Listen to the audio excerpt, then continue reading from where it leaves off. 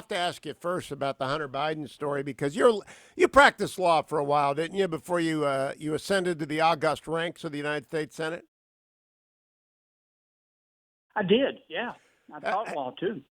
I'm looking at a document where Hunter Biden was retained of counsel for $1 million engagement letter, $1 million, in order for him to pick other lawyers for a Chinese super company. Have you ever heard of $1 million engagement sum? Not under these circumstances. I mean, it's pretty good work if you can get it.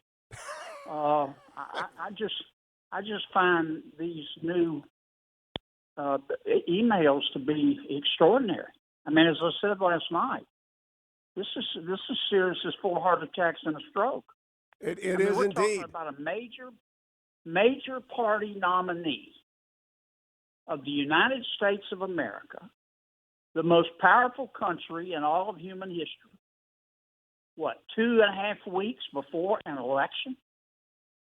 And every single solitary responsible news organization in America and the world needs to be working to determine the veracity of these allegations and those emails.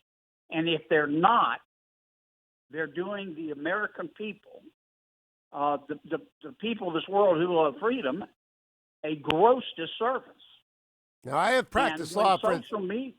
I practiced law for 35 years. I retired from big firm practice 2 years ago. My licenses are still active. I look for authenticity before I report something. The pictures of Hunter Biden that are included in the file suggest that the computer is legit and therefore that the emails are legit. But what is not legit is an email that suggests $1 million engagement letter, a retainer of $1 million. I have practiced for 35 years in one of the biggest firms in the country. I have never seen anything like this, Senator Kennedy, ever. It's serious. And the New York Post is a reputable newspaper. They have lawyers. They're subject to the defamation and libel laws and slander laws of America. They have determined the authenticity, but yet Twitter and Facebook have decided not to disseminate the news. And Twitter and Facebook need to be very careful here. The American people are watching. If they're going to start playing favorites, if they're going to pick winners and losers and decide what news is fit to print and which isn't, there are going to be long-term consequences to that. Yeah, not just by the Republicans, but by right-thinking Democrats as well. There has to be one rule, and the one rule was not applied to illegally obtained documents concerning President Trump's tax returns, and they are being applied to legally obtained documents, as far as I can tell, regarding Hunter Biden and his father, Joe Biden. Now, let's go to Amy Coney Barrett, the good news story of the week. Can I say one more thing, Hugh? Sure, absolutely.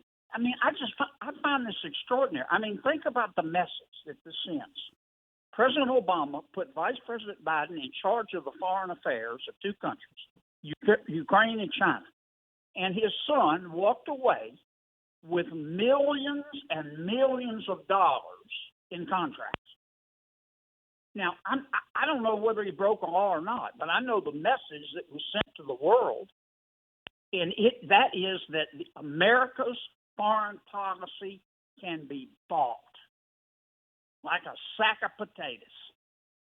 And we got to get to the bottom of this. It's unfortunately very late in the cycle. So happy the Democrats did not go after Judge Barrett's faith, but I was also impressed with her as I've never been with a nominee. What were your impressions of her after 2 days of testimony?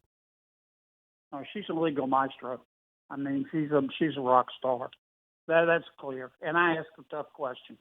I mean, I did my job. You got to make sure that we don't make a mistake here. But she is something. She's smart, wonderful temperament, enormous integrity. She's thought about her judicial philosophy, whether you agree with her judicial philosophy or not, and I happen to. She is carefully developed and thought out. The Democrats are not. They're going to. I wouldn't be surprised if they just said, "Let's get this over with." They're my smart colleagues on the committee, and I'm not putting anybody down. I'm not saying anybody isn't smart. But if they're smart as I think they are, they're going to leave this witness alone. By I mean, that, this is you've been a lawyer. When you get a witness that's good, you know what you do? You sit down. yes, you do. I'm not a trial lawyer, but I do know confirmation processes. They stayed away from her religious belief. I want to compliment your Democratic colleagues. They did not do so in 2017. They did so this time. Why did they not go there this time, Senator Kennedy? Well, I think for two reasons. I think first, they received justifiably a huge backlash when they tried it last time. And number two, it became pretty clear to you pretty quickly that if they tried to do it this time, Judge Barrett was going to make them eat it.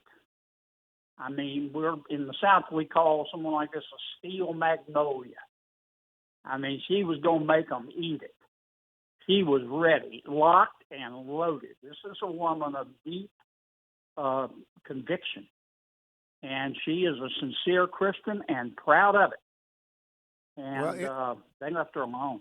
You got into some really interesting severability issues, which I think left most of the country behind. My last question, the Democrats talked about the ACA endlessly. I think this was a terrible choice on their part because the ACA case is not going to strike down Obamacare. Will it matter to anyone that they were wrong for a week? Well, I hope so. I mean, what the Democrats tried to do is they had no choice when you've got a nominee this good. They just tried to confuse the issue, and they prosecuted the narrative that, well, if we put her on the court, she'll be on a mission from God to deny everybody in America quality and affordable health care. Well, I mean, sell crazy somewhere else. You know, that's not, the American people aren't going to believe that. That's the thing that many of my colleagues mistake many of them. They think the American people are morons. They see right through this, and they heard the lady's testimony. What about Sheldon Whitehouse's? I don't blame them for trying because they didn't have a choice. There's nothing to. They tried to hit her with everything but a hammer, and everything bounced off. What did you make of Senator Whitehouse's charts? Because I think they made him look rather foolish in the eyes of most Americans. Well, Ted did.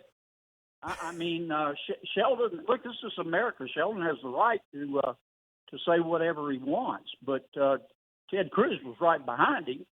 And you know, if I'm Sheldon, after the facts that Ted brought forth, I don't know that I'm going to be talking about it so much anymore.